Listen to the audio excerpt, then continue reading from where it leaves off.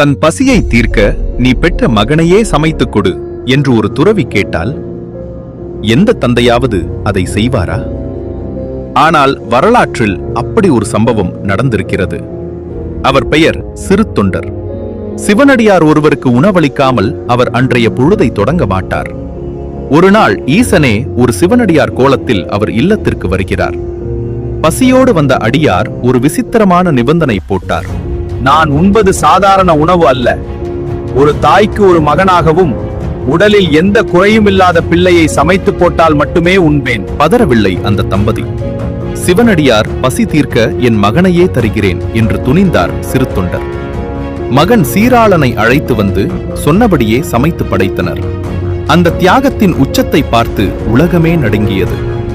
உணவு தயாரானதும் அடியார் சொன்னார், சிறு தொண்டரே, உன் மகனை கூப்பிடு, ஒன்றாக அமர்ந்து உணவு உண்ணலாம்.